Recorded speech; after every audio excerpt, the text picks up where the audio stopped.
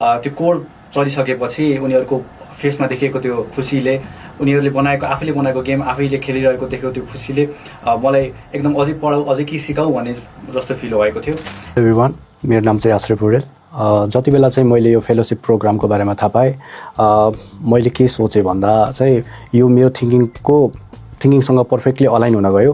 मेरो थिङ्किङमा चाहिँ digital literacy चाहिँ कुनै पनि ठाउँमा लिमिटेड हुनुहुन्छ भन्ने होइन, यो चाहिँ सबै ठाउँ पुग्नुपर्छ भन्ने चाहिँ मेरो जुन थिङ्किङ थियो, यसलाई नै कन्टिन्यू गर्न सकिन्छ कि भनेर म यो फेलोसिप प्रोग्रामलाई कन्टिन्यू गर्न गएँ।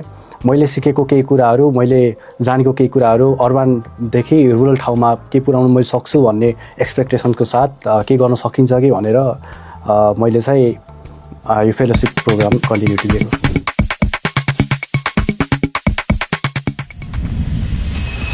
सिक्दै सिकाउँदै फेलोसिपमा धेरै कुरा सिकाउने भन्ने एक्सपेक्टेसनको साथ गएको हामीले सिकाउने भन्दा पनि सिक्ने कामहरू बढी भयो।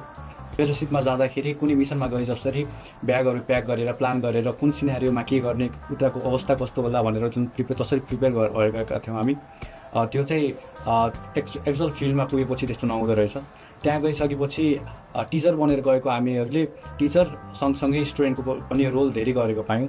म बाहिरको मान्छे हो, म अर्को डिस्ट्रिक्ट जाँदैछु, अर्को नचिनेको बच्चाहरूले पढाउँदैछु भन्ने फिलिङबाट म यहीँ बिलङ गर्छु, म अझै कहीँ जान नपाए हुन्थ्यो, म यहीँ बसेर पढाउन चाहन्छु भन्ने जुन फिलिङको जर्नी थियो मेरो, त्यसले चाहिँ मलाई लाइफ लङ अनफर्गेटेबल मोमेन्ट दिएको छ। आफ्नो कम्फर्ट जोन छोडेर चाहिँ जसरी म त्यो इन्भाइरोमेन्टमा एडाप्ट भएँ, सुरुमा जसरी अप्ठ्यारो भयो र लास्टमा आइसक्दा यो नै मेरो ठाउँ भन्ने जुन फिल थियो, त्यो एडप्सनले गर्दा चाहिँ मेरो पर्सनल ग्रोथ भएको जस्तो लाग्यो। त्यसकारण मेरो विचारमा चाहिँ सिक्दै सिकाउँदै भन्ने जुन नाम छ त्यो एकदम जस्टिफाइड छ।